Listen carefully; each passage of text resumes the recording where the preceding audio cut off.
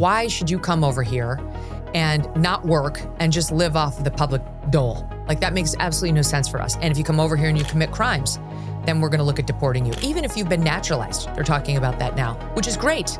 Because, of course, why did we naturalize them? Who naturalized them? Who said they could become loser American citizens who push their culture on us, don't want to assimilate, want to mooch off of our hard work, and then commit crimes, which include child predation. DWIs are very common, like the actual drunk driving where people get killed.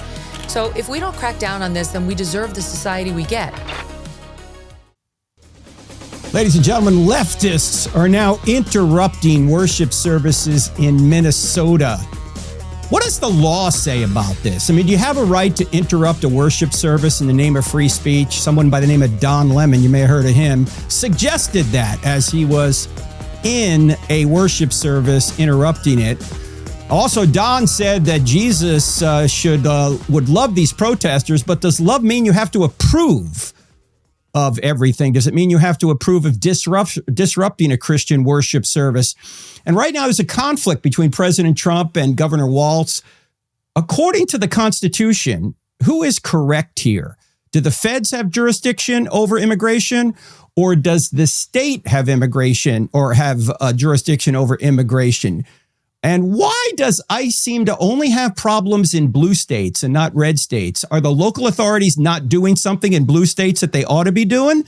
We're going to talk about all this with someone who I think is one of the greatest legal minds right now out there discussing this.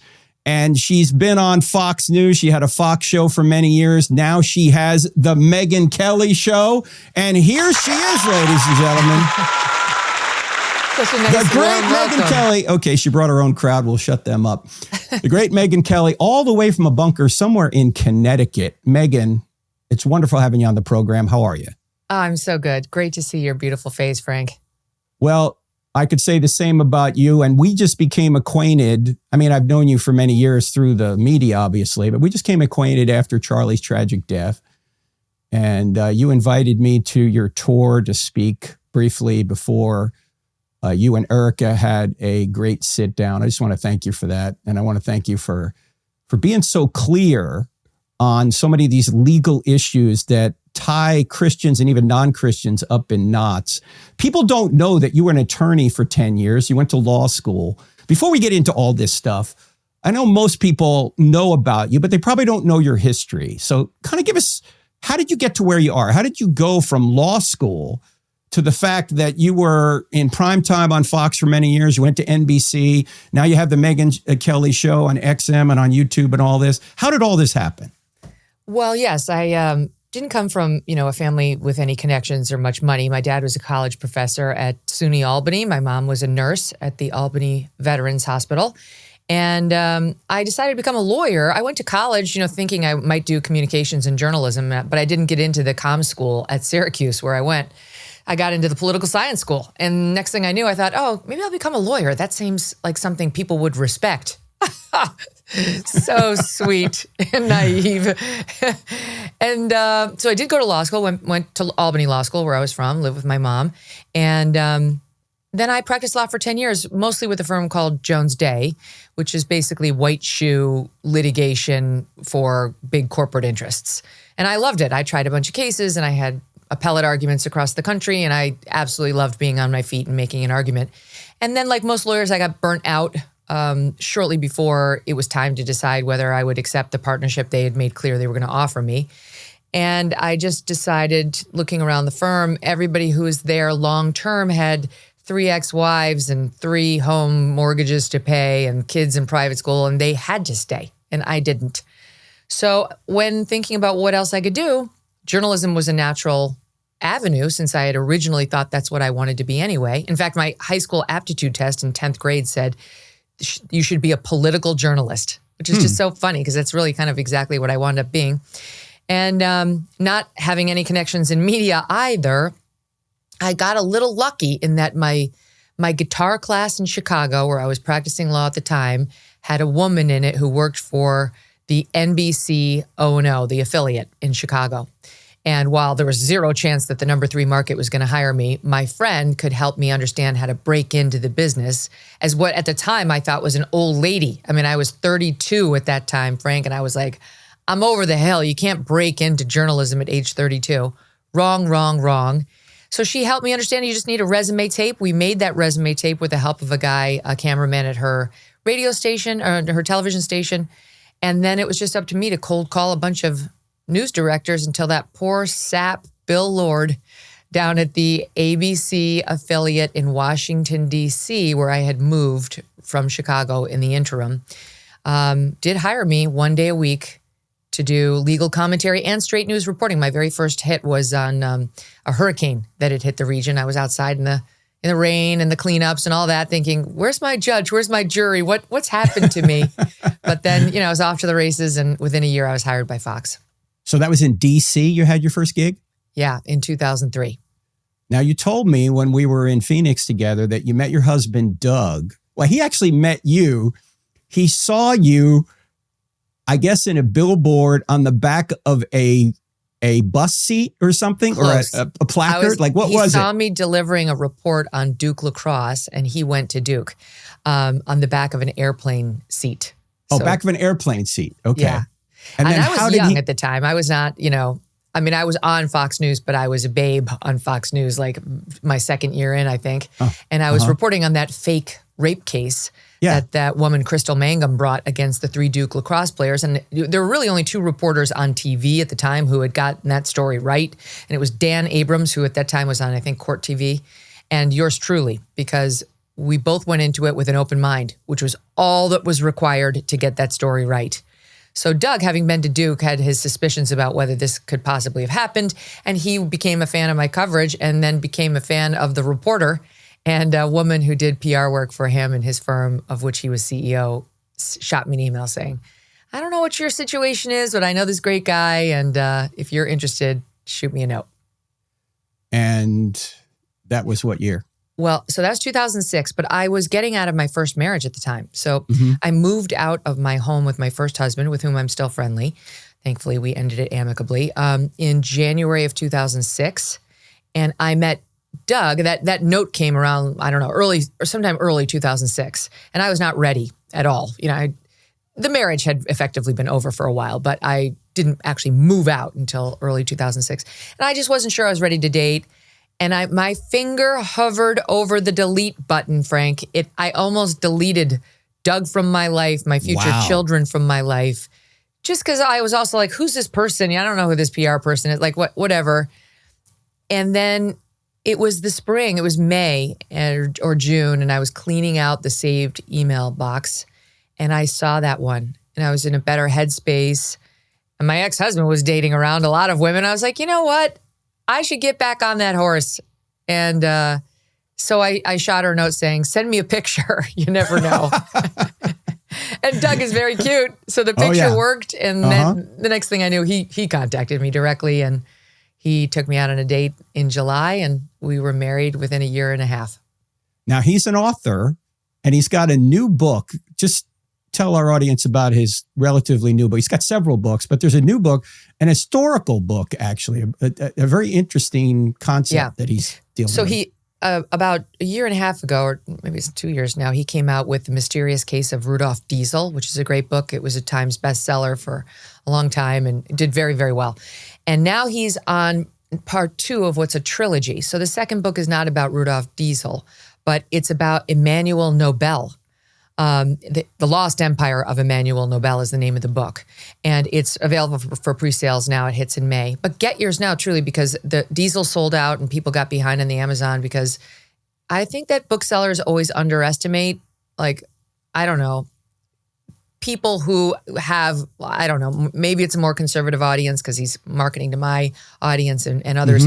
They always underestimate and they always sell out. Anyway, it's about this guy, Emmanuel Nobel, who is not... Alfred Nobel is the guy behind the Nobel Prizes. Emmanuel is Alfred's nephew, but he's the guy who built the enormous gas station that is the Russian oil business. Oh, really? And he did it all. And yet at the time he was coming up, there was another man coming up in Russia named Joseph Stalin. And the two would clash in an epic way, ultimately, that would change the course of history. And that this is what this book is about. It's nonfiction, but it's told through almost like a narrative way. You almost feel like you're reading fiction, but you're not. Yeah, pick it up. Douglas Brunt, that's Megyn's husband. And those are excellent books. He's an excellent writer. And we're going to get back to Megyn and talk about all this immigration stuff and the law and all that right after the break. But I just wanted you guys to know about Megyn.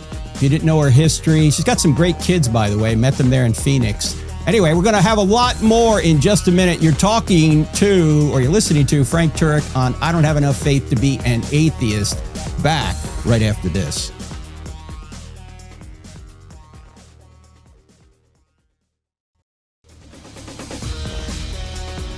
Welcome back to I Don't Have Enough Faith to Be an Atheist with me, Frank Turek, on the American Family Radio Network and other stations around the country. My guest today, the great Megyn Kelly. And we're going to be talking about immigration, the law, the conflict between the feds and the state, ICE, all that kind of stuff, because we need to know what the law really means. As Christians, we're supposed to follow the law. And I think a lot of people are confused as to what's going on. So, Megyn, let me start at the top here. The leftists are now interrupting worship services, and you did a whole show on this a few days ago. We're going to put a link to the program in the show notes, where you held nothing back as to what's going on here with regard to Don Lemon and others who are interrupting worship services in Minnesota. Let's just talk about the law side of this. What does the law say? Because on one hand, the First Amendment of the United States Constitution says you have the freedom of speech, but you also have the freedom of worship, the freedom of religion, and no one shall make any law respecting the establishment of religion nor prohibiting the free exercise thereof. So how do these two aspects of the First Amendment come together? Do you have a right to protest a worship service? Not inside the worship service. No, you don't. And whenever these values that we have constitutionally or by statute exist, it's up to lawmakers, not judges, but lawmakers to establish a hierarchy. Like, okay, yes, you do have a right to be a journalist and to cover events, and you have a right to protest under the First Amendment and to peacefully assemble, but you also have a right to worship as you see fit. So when they collide, what's the hierarchy of rights? And the Congress has spoken to this particular issue. Under Bill Clinton, they passed the so-called FACE Act, which says it was originally just about abortion clinics, trying to keep right-to-lifers away from the egress and ingress of abortion seekers at these clinics. But in order to get it passed, he had to throw the right a bone. And they said, well, that we want protection for religious services.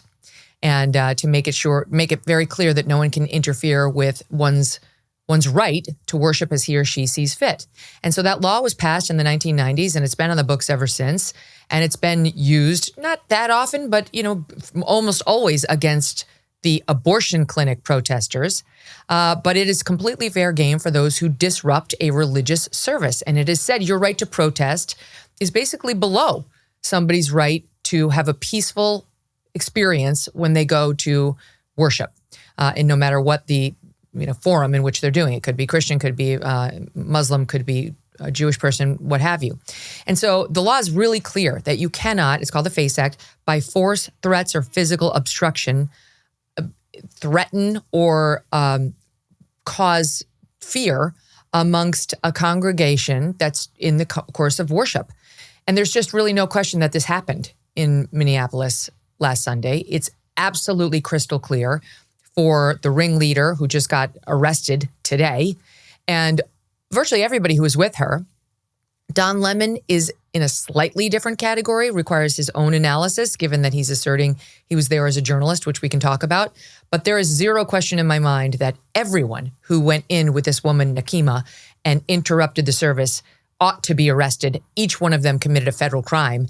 And it was not only under the FACE Act, but there's another act called the Klan Act, the Ku Klux Klan Act, which says you're guilty if you have an interference with somebody else's civil right, and there is a civil right to worship, that you could potentially go to jail for 10 years for violating that one. FACE Act violations, first time, are misdemeanors. And you can elevate it, but it takes a lot to elevate it to a felony. But the Klan Act, that's a felony, first time out with potential 10-year prison sentence. So that's really not one you want to be charged under. And most of these people are looking at potential Klan Act charges too. So this is extremely serious what they've done. Ladies and gentlemen, I got to interrupt this for just a comment here. And that is one of the walks that Charlie and I went on this summer. We used to go on these walks at night and we'd talk about just about every issue under the sun, anything he wanted to talk about. And I remember him saying, Frank, I got to get to bed early tonight because tomorrow I'm going to be on Megyn's show. And I said to him, Charlie, if there's one person I would not want to debate on a legal issue, it would be Megyn Kelly. And he said, totally. And ladies and gentlemen, you just saw why. I mean, you just broke that down so well. And that's why one of the reasons I love you, Megyn, is because you're so clear on these issues. You can break this stuff down for the general public because, you know, in the general public, we don't even understand the difference between state law and federal law and who has jurisdiction over what. Mm-hmm. So on this issue right here, were those people somehow arrested and are going to be charged under federal law? Are they arrested by state police? Are they arrested by the FBI? How does this all work? Well, they should. I mean, they could potentially be charged by under state law because they 100% committed trespass. That's right there. A church is a private property, and you have an invitation to show up at the church to worship, but you don't have an invitation to show up there and, you know, juggle or do a lemonade stand in the middle of the pews. And you certainly don't have an invitation to show up and protest. So they trespassed right from the moment they crossed over, and they certainly trespassed after the minister said, get out. Right. Just crystal clear. But they will never be charged under state law because of the politicians who run Minneapolis, St. Paul, and Minnesota.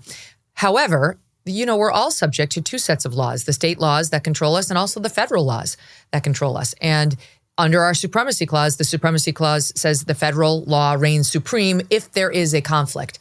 Now here, there's not really a conflict. But the point is simply that the feds have jurisdiction over you for certain crimes too. And those two statutes that we kicked it off with are federal statutes that you can be charged under. And that's why Pam Bondi is involved.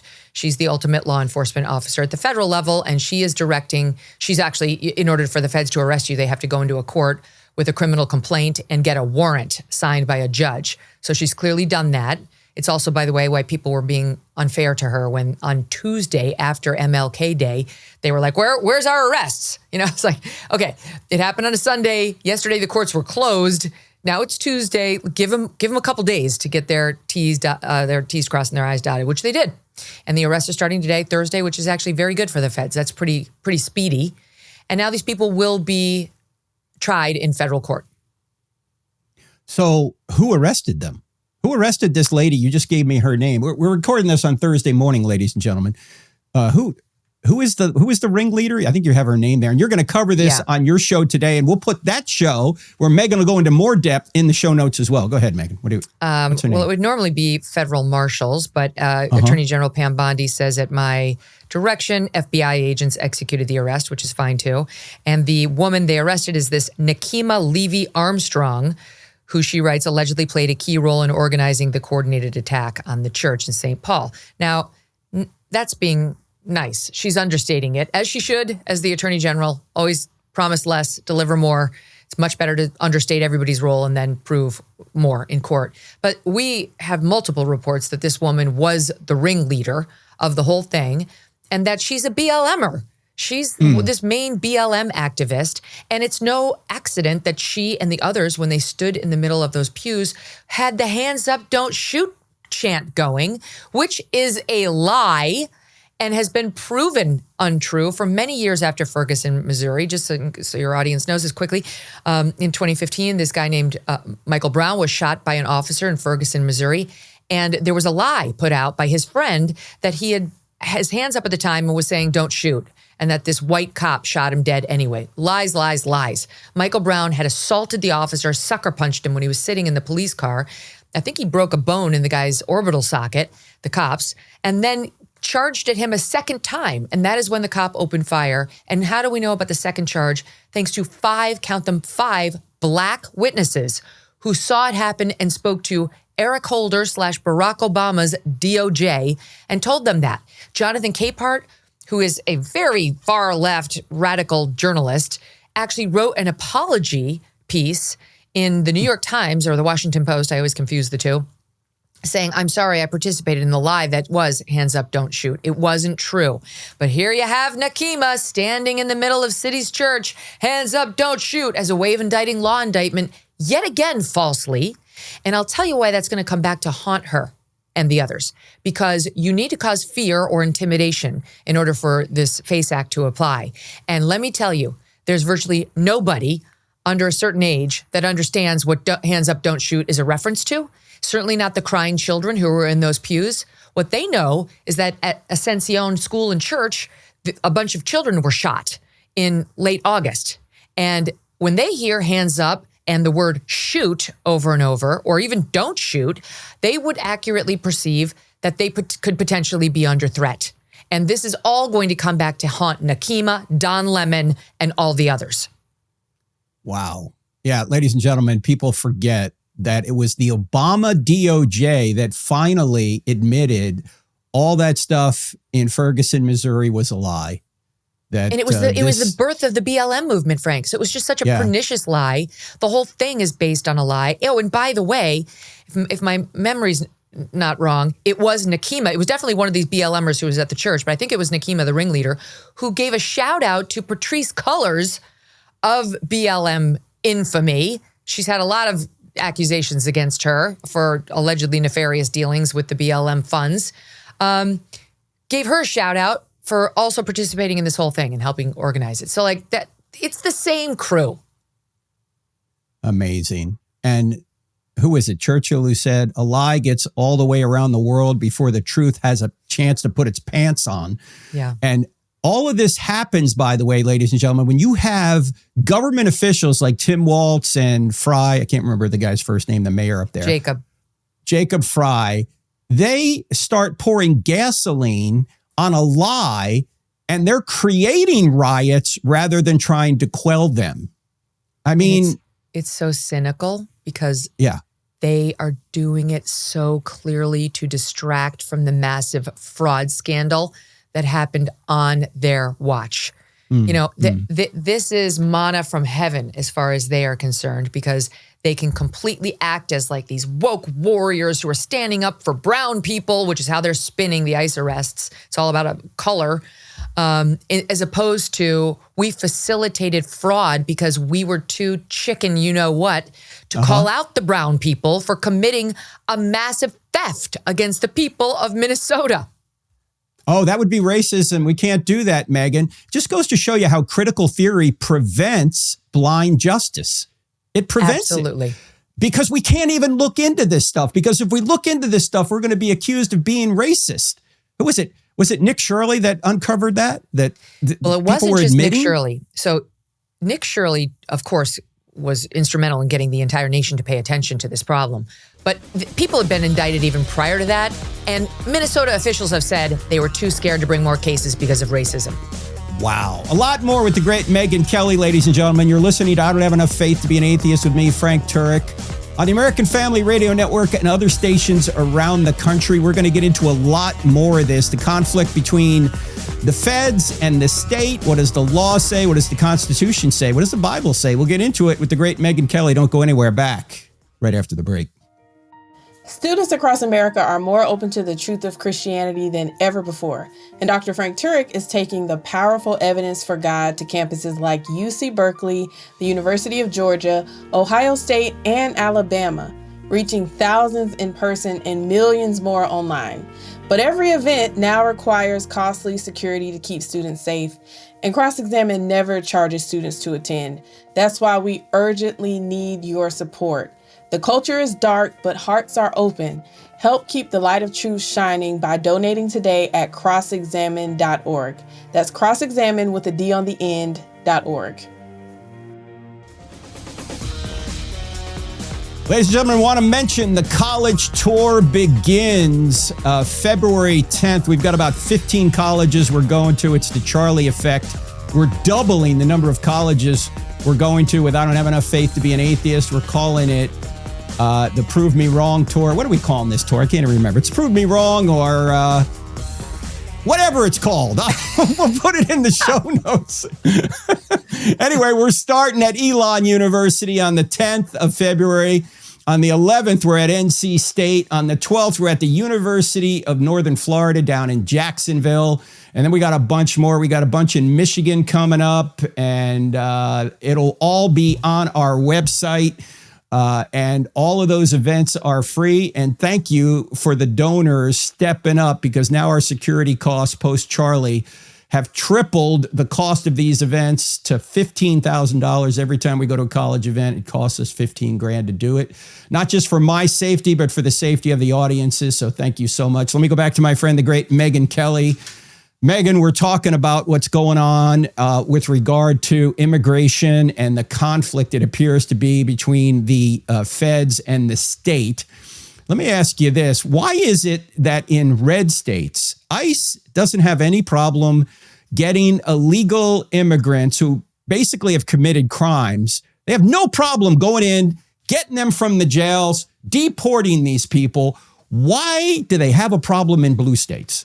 It's because of the sanctuary cities and sanctuary states out there, like Minnesota and Minneapolis. Like, what do they do? Like both of these. So Minnesota isn't officially a sanctuary state, but it is. They haven't declared it, in other words, but they're behaving as one. And Minneapolis is a sanctuary city, which means they've actively declared that they will not cooperate with ICE. So if they, let's say somebody gets pulled over for speeding in Minneapolis, and they check his license and they check his papers, and like they would do to any of us. They maybe it sound like check your papers like it's Nazis. They want to see your license. And they figure out this guy is an illegal, that he actually doesn't have citizenship. Now, in a red state, they would call immigration and they would say, we nabbed him for speeding, but you're going to want to deport him because it's clear he doesn't have his papers in order. In the sanctuary cities, they will not do that. And even in the sanctuary cities, if they can see that there's an ICE detainer on the guy, where the ICE has said, this guy, we want him. He's committed multiple crimes and we want him, and he's been deported and we need to get him out of here. They will not call ICE. They will not do it. They're so worried. In their defense, they'd say it's not that we're dying to keep these criminals in our city, but we don't want the brown community to be worried about cooperating with law enforcement, such that if they have interactions with us, we're going to call ICE and tell them that they're here. That's their justification for it. But as a result of all this, ICE has to go, when it's under Tom Homan and Kristi Noem and President Trump, and actually serious about deporting the 10 to 15 million who came under Joe Biden, ICE has to go into the cities and do the digging itself. It has to figure out where these people are. And while their detractors will say, why wouldn't you just start with the people who have actually committed additional crimes? That is what they're doing. That is. They've been very clear. Their goals are to arrest, quote, the worst first, which means you're not just here illegally, but you've committed another crime. And 9 times out of 10, it's a violent one. And most of those, by the way, especially in Minneapolis with ICE, are sexual predation crimes, and most of those are on children. That's ICE's specialty, is helping get rid of child predators. Like, that's something that they know a lot about, especially when it comes to illegals. So what we have in essence is now a whole group of people protesting ICE doing this, and the net result of it is they're protecting child predators' right, quote unquote, to stay in their community and molest more children. And you have ICE that can't get them at the jails because of the sanctuary city policies, now having to go into the community, into the Home Depots, into certain neighborhoods, and yes, knock on certain people's doors if they have reason to believe this is where the illegals live, and have face-to-face confrontations that these people don't like. Well, take it up with your local lawmakers who are causing that in the first place. So, Megyn, why are these local authorities, are they actually releasing people from prison who ICE has a warrant out for? So yes. ICE cannot get them? Yes, they would not recognize the federal warrant on them, that they refuse. It's so important to them that they not cooperate on immigration enforcement, that they would not call ICE if a person had that. And that's why it's so, yeah, go ahead. Are they literally letting people out of jail so ICE can't get them in their jails? Yes. The answer to that is yes. This is a policy. This is unbelievable when you think about it. Mm-hmm. that these people would rather protect criminals than children, than innocent people. City after city.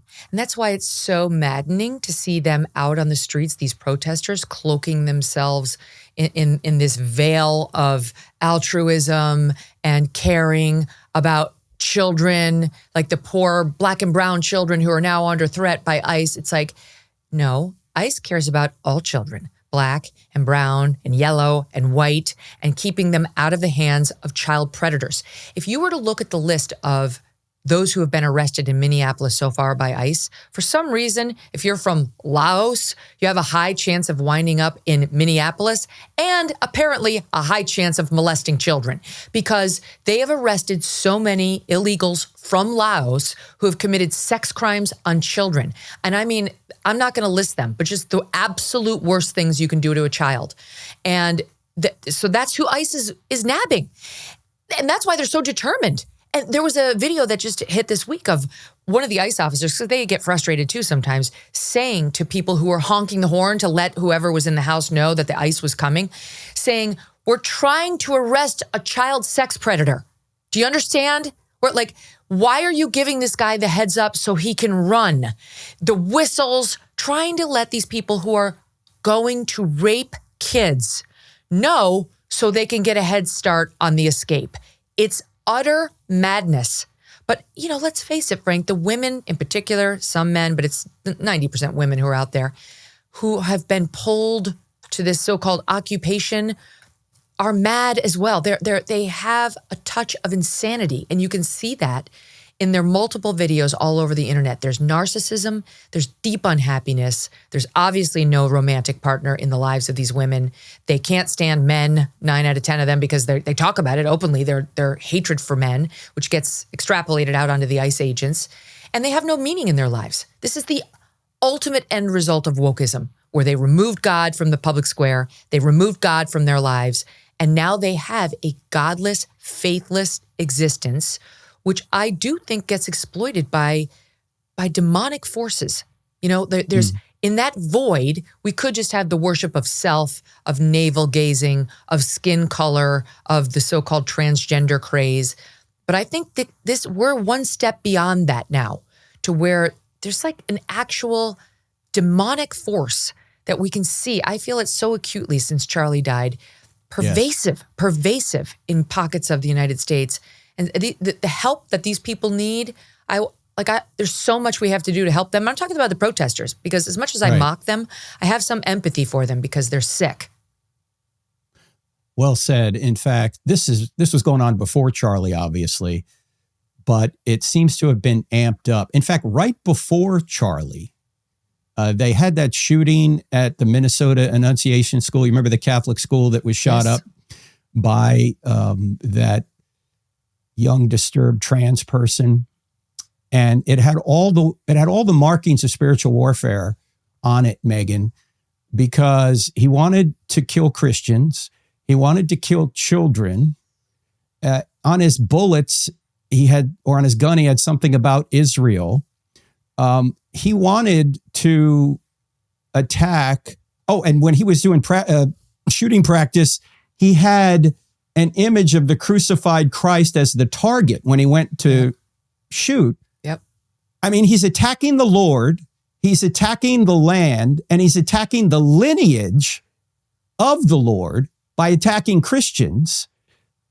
And the media covered this, and my friend Josh Howerton, a pastor down in Dallas, said this is the most overt demonstration of spiritual warfare I've ever seen that the media actually covered.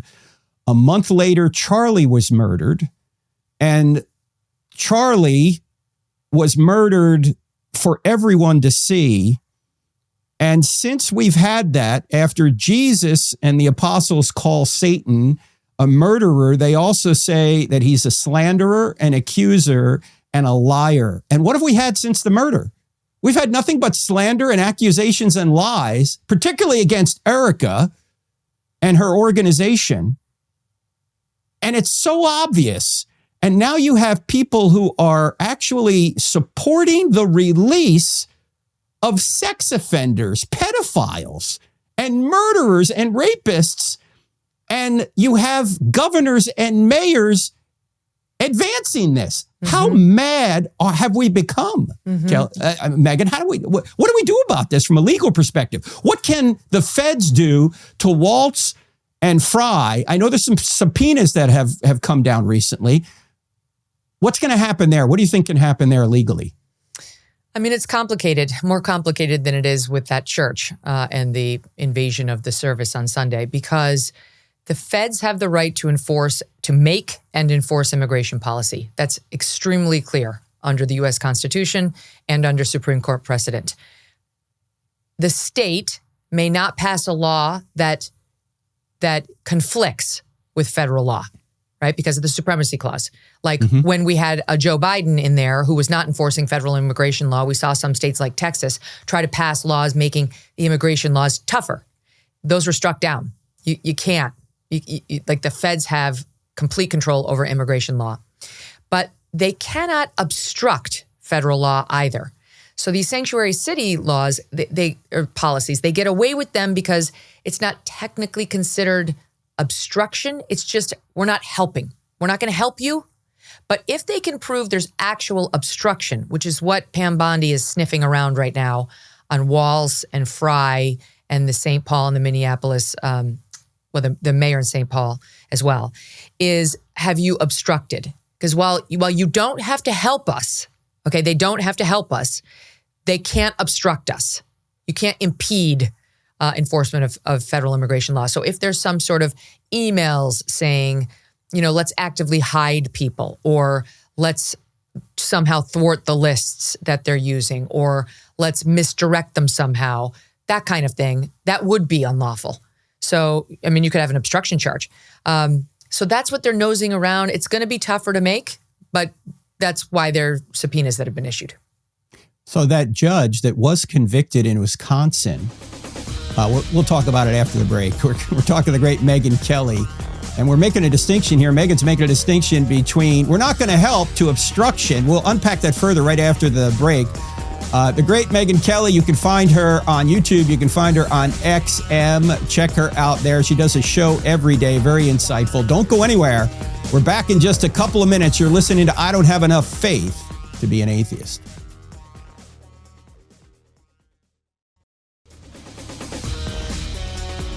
Who has jurisdiction over immigration? Is it the feds or the state? And as we just saw, our guest today, the great Megyn Kelly, talks about the fact that the feds have jurisdiction. And Megyn, there was a situation where a judge actually hid a illegal immigrant from ICE. I think it was in Wisconsin. It went to trial. The judge was convicted.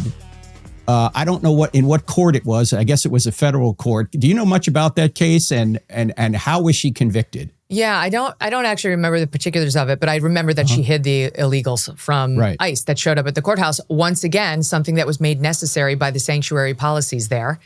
And because ICE doesn't actually like to show up at federal courthouses and make arrests of people who are on trial, but they've been left with no choice in some of these jurisdictions. And she actively hid the person. That became clear in the course of the investigation, and pushed the ICE agents out of the courtroom while she got rid of the illegal out the back door, the side door. And then it resulted in a foot chase and so on. So it was very clear she did it. And yeah, she was found guilty, and I think is subjected to some judicial discipline as well. So this situation is where a state official is actually obstructing federal immigration law. And if Pam Bondi can prove that Tim Waltz or Jacob Fry or anybody else up there has obstructed ICE in any way, that can be a criminal case, correct? Yeah. Then they could be in some trouble. So she's starting with the subpoenas to see their documents and their emails. She clearly doesn't have it yet, but she's nosing around it to see what, if anything, she's going to find. Now, that would be extraordinary. I really would be surprised if they were dumb enough to put that kind of thing in writing, but it's worth looking. Why then did Keith Ellison, the Attorney General of Minnesota, you mentioned at the top of this program, there's something called the FACE Act, which originally was supposed to prevent pro-lifers from getting too close to abortion clinics, but it also had a clause in there which prevented people from protesting worship services. Why did Keith Ellison, do you think, the other day said, Oh, the FACE Act doesn't apply to the worship service situation. Because he is, the legal term for it is dumb. That's where we are with Keith Ellison. He's an idiot. Okay. He clearly stopped reading the FACE Act after he got past the part he loved about abortion clinics and how you can't protest outside of them. I mean, he purported to state the law definitively on with Don Lemon, which is a completely inappropriate place for the sitting AG of Minnesota to go after the guy's just committed an alleged crime, even knowing that he's committed an alleged crime. How dare he go on with him? And pontificated about the law only in part, like he forgot to keep reading. And made a fool out of himself. So, I mean, thank goodness it's not his statute to enforce. It is a federal statute and it will be enforced. But he doesn't know what he's talking about. And Ellison, in my opinion, is as corrupt as they come. I mean, he's completely embedded with these corrupt Somalis. And he has been found on tape talking to all of them about how he's going to play down their cases and help get them out of trouble. So he denies that he was actively participating in fraud, but it doesn't sound good. He clearly has more of an empathy for the fraudsters than he does their victims. And I think he has more of an empathy for Don Lemon than he does Don Lemon's victims in that church. By the way, if I'm remembering correctly, Keith Ellison was in Congress at one point and he was sworn in on a Quran. Yeah. Yes, he was, of course, just like Mayor Mamdani. Way back when, before the new mayor of New York was. Look, let's face it, Minnesota's lost. Minnesota is Somaliland now, in particular, Minneapolis, and so's Dearborn, Michigan. And yes. I mean, it's just, if we don't start getting really honest about our feelings on this, we're going to lose more American cities. I'm sorry. Like, I have a dear friend who's Muslim. She's not really politically Muslim. She, occasionally goes to mosque. But political Islam, which is the flip side of religious Islam, is deeply inconsistent with the values of the West. And we cannot be afraid to say that. Like, they're not pro-free speech. They're not pro-women's rights at all. And they don't understand at all that you can't rule through theocracy.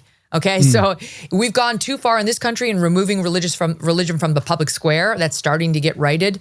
God's references to God and basic fundamental Christian concepts are the basis for our laws. But it's very different. You're talking about like Islamic law over in the Middle East. You're looking at something very different, like where you could get stoned to death for not wearing your hijab. There's no consistency between those core beliefs and American values. They don't want to assimilate. They have 5 times a day call to prayer. Have you seen the streets of Dearborn, Michigan, where they celebrate that? Where the first one goes off at 3 a.m. in some of these cities and people have to listen to that being broadcast over an internet? The same call that we heard on 9/11 as they were flying the planes into the building of Allahu Akbar, now it's passing you as you're just doing your Christmas shopping. I'm sorry, but it's a no. There are plenty of places where that works. Those values are intact. You won't be shamed for them. No one will judge them. Most of them are in the Middle East, but it shouldn't be in the middle of the heartland in America. Ladies and gentlemen, what you just heard there was history, not Islamophobia. Islamophobia is a bogus term. Islam is not a race, it's an ideology, and it's largely a political ideology. There are Muslims of every ethnic group and every race. What Megyn just said there is something that is true and has been true for 1,400 years. Wherever political Islam takes over, rights go away. And as Charlie always used to say, I don't have a problem with micro-Islam, I have a problem with macro-Islam. The problem is all the so-called moderates in Islam, they just give in to the radicals when a majority of Muslims take over any area. And that's why you get Sharia law in Dearborn. That's why you're starting to get it in Somaliland, in Minneapolis. And Megyn's absolutely right. If we don't speak up on this, we're going to lose our very rights that we have enshrined in the Constitution.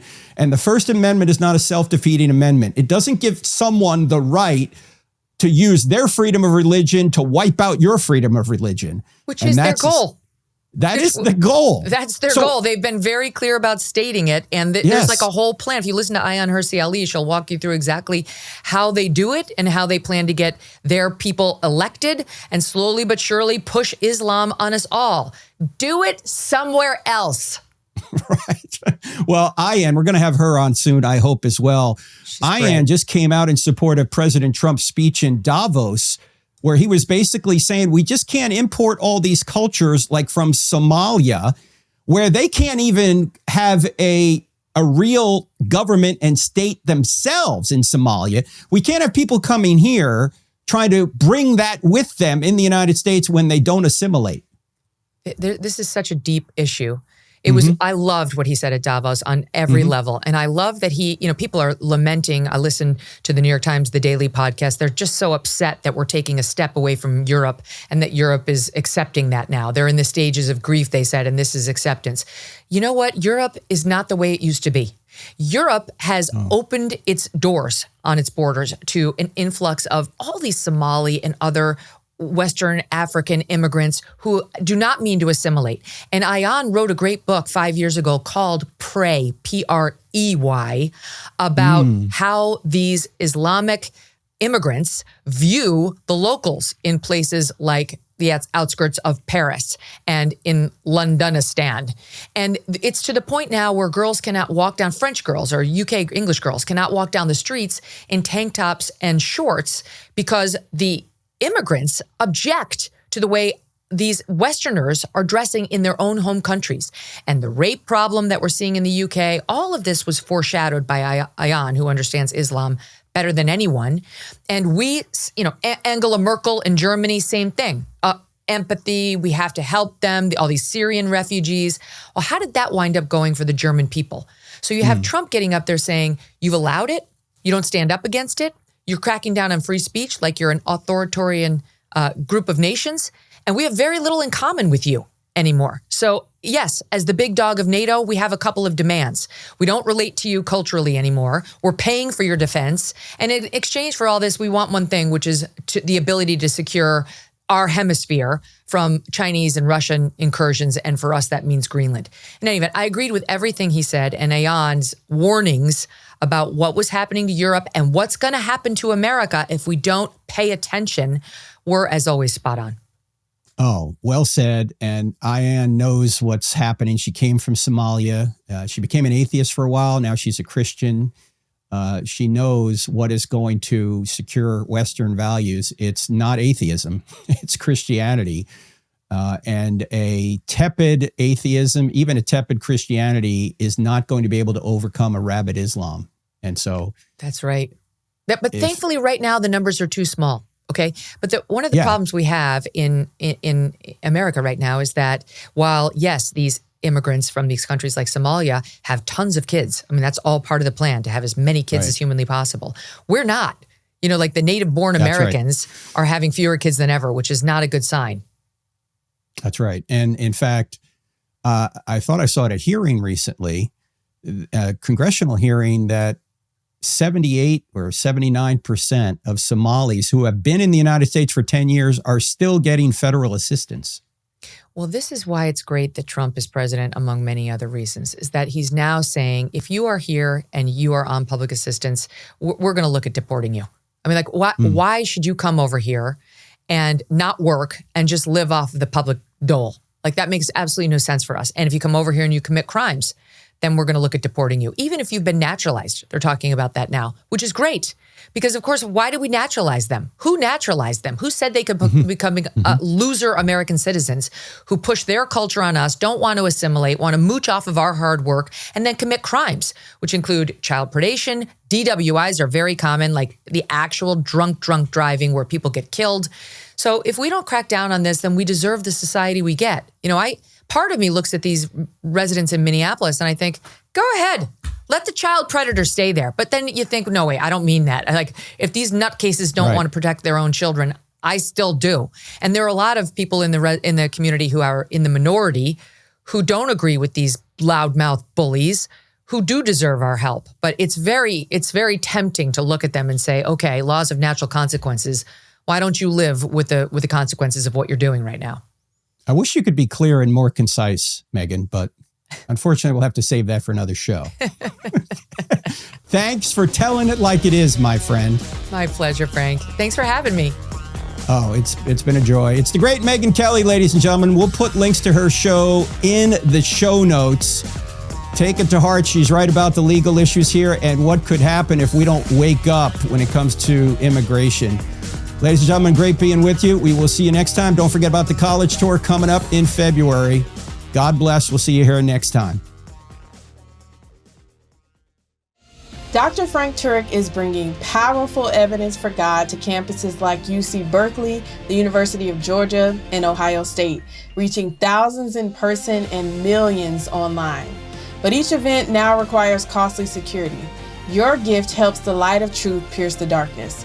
Give today at crossexamined.org. If you're looking for solid answers to life's biggest questions, don't miss the latest episode of I Don't Have Enough Faith to Be an Atheist. Find it on Apple Podcasts, Spotify, Pandora, iHeart, OnePlace, and Podchaser. Tune in, discover the truth, and share it with someone who needs it. Let's keep spreading the truth together.